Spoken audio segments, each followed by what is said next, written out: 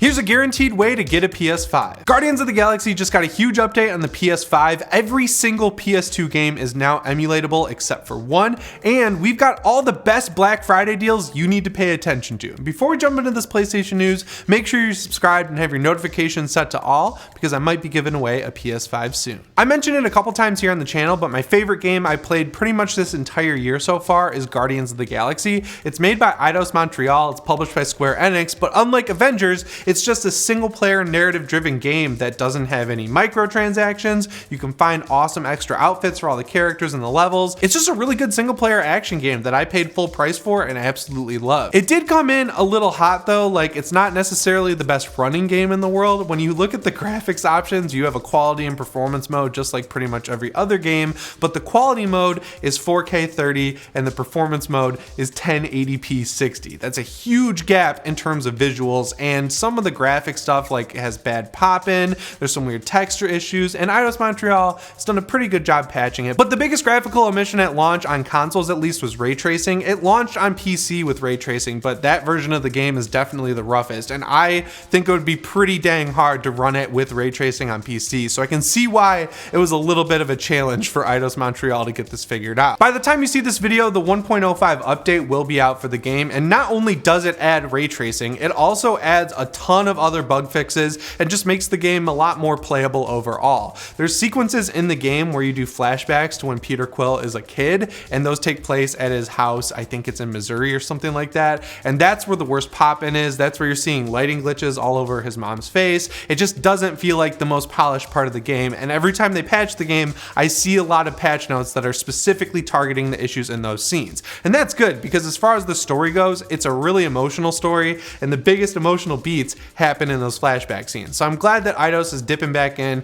and not just leaving the game as it is just because it's single player. I know when they release multiplayer games, other developers, not just Eidos, they keep patching them. They make them better over time. But with single player games, sometimes what happens is they launch them and they say, yeah, could have run better, but it's out, so you're just gonna have to deal with it. This game's gotten a lot of patches since launch, and I think that's good. Next time, Square Enix should just let them finish it before forcing them to release it. I'm gonna talk more about Black Friday deals later in the video, but I want to point this out now because I'm already talking about Guardians of the Galaxy. There's a few stores where this is on sale right now. I think at Walmart specifically, you can get it for $30. At Target, you can get it for $35. But if you're someone who likes digital games, on the PlayStation Store, it's $38 right now. So that's a still really cheap price for a game that came out at the end of October and is just generally one of my favorite games of the entire year. I absolutely love it. And if you're gonna spend around 40 bucks on a game, I don't think you could go wrong with this one. And if you want it physically, you can get it for 30, which is insane. I know when you look at it at first glance, it might look like the Avengers game just because it's a Marvel game that's third person and doesn't use the actual actors from the movies that's published by Square Enix, but it's built in an entirely different engine. It plays completely differently, and again, it's full on single player. So yeah, between 30 and 40 bucks for this game is a complete steal. You should definitely check it out, especially since it has ray tracing now on PlayStation. So since Sony has completely given up on backwards compatibility with the PS1, PS2, PS3, PSP, PS Vita, and the PS5, people are turning to the PC to emulate their games, and the PS2 has had a few issues over the years getting to the point where every single PS2 game is emulatable. But the Twitter account for the emulator PCXS2, which I think is pretty much the main PS2 emulator, I used to use PCSX1 to play PS1 games back in the day, so that actually is familiar to me. They tweeted out that pretty much every single PS2 game is now completely emulatable on PC except for one. The one game that cannot be emulated correctly is Real World Golf, which personally I've never heard of, and it turns out the issue there is that they're having trouble emulating the special controller you need for the game. So I'm assuming what this game is, just not looking it up at all, it's like a golf game where you had a golf club controller maybe that had motion aspects, and that's probably turning out to be pretty hard to emulate on the PC. That just makes a lot of sense to me personally. Guys, I was 100% correct. I just looked it up. It's a huge box for a PS2 game that comes with a little golf club and a strap that tracks your motion when you swing. So obviously that's going to be a little bit hard to emulate, but it would be pretty cool if you had that PS2 controller still that had the like golf motion swing thing, if you could connect it to your PC and use it natively. I don't know who's putting in all the effort here to make this stuff work, but I also realize that there are much better golf games you can play on PC than Real World Golf for the PS2. All right, so at the beginning of the video, I told you guys I have a guaranteed way to get a PS5, and that is 100% not clickbait, date because GameStop of all stores is selling PS5s and Xbox Series X's physically on Black Friday. Their doors open at 7 a.m. this Friday, November 27th. So if you want to get a PS5, you know what you have to do. You gotta get the lawn chairs out. You gotta get the Coleman grill out. You gotta get like some lights or whatever the hell, and maybe even a tent so you can camp out in front of the GameStop, be the first one in line, skip Thanksgiving with your family, don't get any huge arguments, and then come 7 a.m. November 27th, you will get to go home bleary-eyed, stinky, and happy that you got a PlayStation 5 in your hands. It would suck so bad if you went through all that effort and then you got to like the front of the line or something and they're like, here you go, Jimmy, it's time for you to be able to buy a PS5. Here's your golden ticket. And then you like reach in your pocket and you're like, uh-oh, I forgot my wallet. That's like my nightmare. If I was waiting in line for something and I didn't have my wallet, wow, that'd be horrible. I feel like they would just give it to the next person in line too. You know, people are ruthless for these PS5s. Now, if you're not into the idea of camping out in front of a GameStop, both Walmart and Target are gonna have PS5s available online.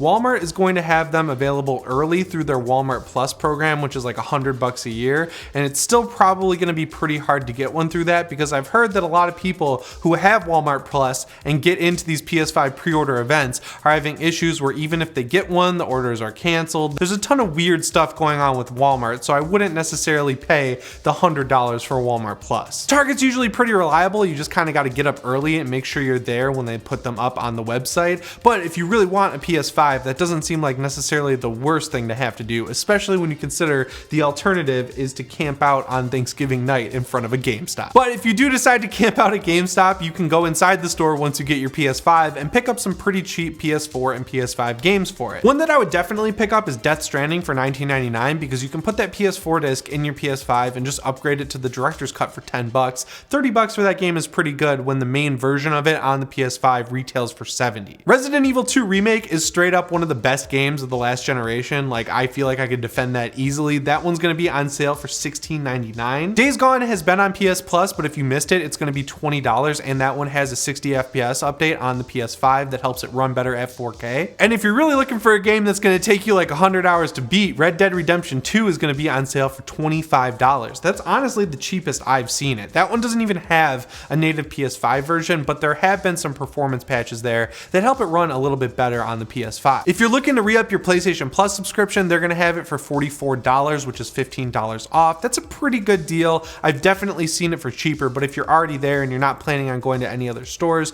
I feel like you can feel good about that deal. Unfortunately, unlike with the Xbox Series X, the DualSense is not on sale at all at GameStop, but if you're looking for a DualShock 4, they're gonna have used ones for $30. I don't have great luck with used controllers from GameStop, so I wouldn't necessarily recommend it, but if you just threw your DualShock 4 through the wall or something and it's really messed up, you might wanna pick one of these up, I guess. And then they're bringing back their classic buy two, get one free on pre-owned games at GameStop. I don't know a lot of people who still shop there, so they might not have the best supply of pre-owned games, but hey, it might be worth checking out if you're on your way home from Target or something and you just have some extra time to kill. If you're one of those people who just prefer sitting on your couch on Black Friday, you can actually go on your PS5 right now and get a year of PS Plus for $40. That is a great deal. There are a ton of other games on the PlayStation Store that are on sale right now. I did notice that they're a little bit more expensive than places like Target or Walmart, but again, you don't have to leave your house to get these deals. Far Cry 6, which pretty much just came out, is on sale for $40. Guardians of the Galaxy, like I mentioned, is $38. Resident Evil Village, which is my number 2 game of the year, is on sale right now for $30, and that is a great graphical showcase on the PS5. It's just an awesome game overall, totally worth that price. Riders Republic is apparently like an open world Tony Hawk game. I've heard some good things from my friend Jake Baldino about it. That one's on sale for $40, and that came out even more recently than Guardians of the Galaxy and Far Cry 6. That one must not be selling well. The Ultimate Edition of Miles Morales is $49, which is a really good deal because you also get Spider-Man Remastered from that, and it's actually very hard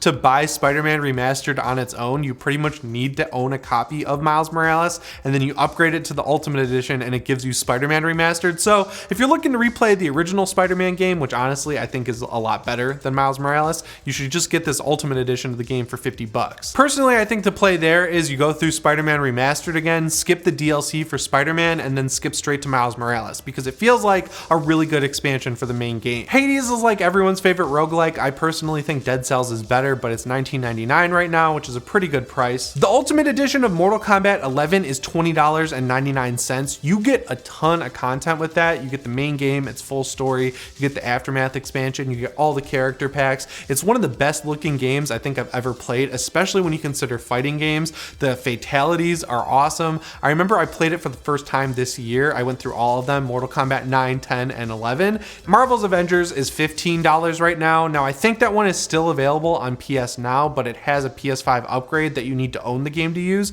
Spider-Man is coming to the game on November 30th, so if you just want a cool single player action game to play through, you've got the main campaign, you've got the 2 Hawkeye campaigns and the Black Panther campaign and the Spider-Man campaign coming to it. That's a pretty good thing to run through for $15. And then finally, Outriders is on sale for $20 right now. Now that game was a little rough when it came out, but it's one of the cooler looter shooters I've played. It has a lot of gore, which is awesome, and they just updated it for free. They added a bunch of new endgame content. They revamped the transmogrify mode completely so that you can make any gun look like any gun you want it to, and any piece of armor look like any piece of armor you've unlocked. It's actually pretty awesome. I'm gonna dip back into that game myself, and even without that update, it's totally worth $20. Those are just a few of my favorite picks from GameStop and the PlayStation Store, and remember, if you're someone who likes shopping at Amazon, they usually price match the best deal from pretty much every store out there, so we'll have all of those links down in the description. And also, if you have any games you want me to highlight in another video, let me know on Twitter at StayPSReady. The big SSD update came out a couple months ago, and now everyone's like, what's coming in the next update? Because there's only a few features left for Sony to tackle with the PS5 to basically make it the perfect gaming console. One of the biggest features people really want is variable refresh rate. Now, I'm not like an expert on this stuff or anything, but the way that I understand variable refresh rate is that it makes it so if the game you're playing drops below 60 frames per second or 120 if you set your TV to that, the TV can adjust and make it so the game won't have screen tearing. I honestly didn't even know how important of a feature this was until I was playing Assassin's Creed Valhalla on my Xbox Series X when it came out, and I was getting insane screen tearing in that game. It was horrible. I was looking online trying to figure out how to fix it, and that's when I realized that my TV needed variable refresh rate for it to work on the Xbox, and it didn't have it. Thankfully though, the Assassin's Creed games now have that feature where no matter what, as long as you log into your Ubisoft account, you can transfer your save between devices, which is pretty cool. So I picked it up on PlayStation because the game runs a lot better on PS5.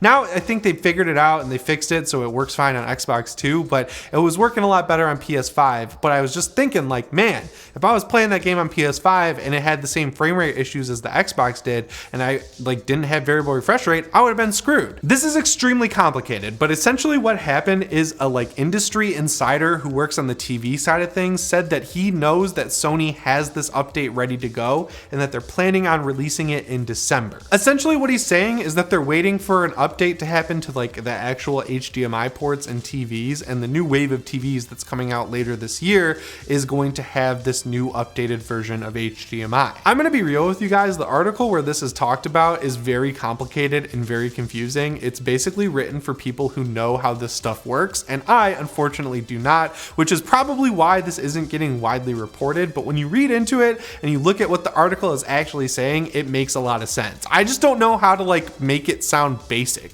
because it's so complicated. The point is, if they have variable refresh rate ready to go and they're planning on releasing it in December, there's probably some other features that are going to come along with it, because all of these big PlayStation updates we've gotten have had a ton of extra features tacked onto them that people really want. So if they are releasing an update in December with variable refresh rate, I guarantee you it'll probably also come along with native 1440p support, because that essentially has got to be just a switch they need to turn on their back end. I mean, AMD makes the graphics technology for the PlayStation 5. They also make it for the Xbox Series X. The Xbox Series X supports 1440p. It's not that complicated. I would also expect at the very least to get folders along with that, because they know people really want that. It doesn't seem like the hardest thing to implement on the OS side. And then finally, I'm just crossing my fingers that we get themes. I like the stock PS5 theme, but they just make such cool ones on the PS4 that I want some of those to make their way over, because especially I had this Last of Us Part 2 one that was like punk themed. It was black and white. It had custom custom music and custom sound effects.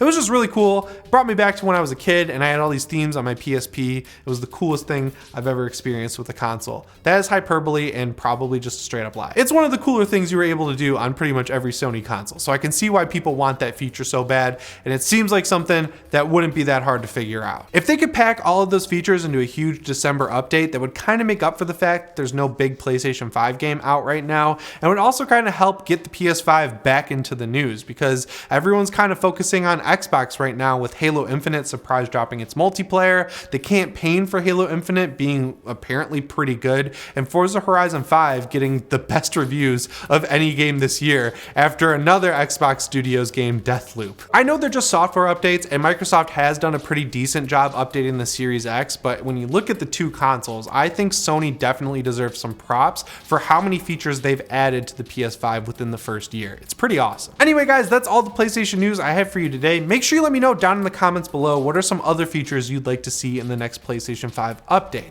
Also, remember to subscribe and set your notifications to all. As always, my name is Jimmy Champagne, and I'll see you in the next one. Thanks for watching.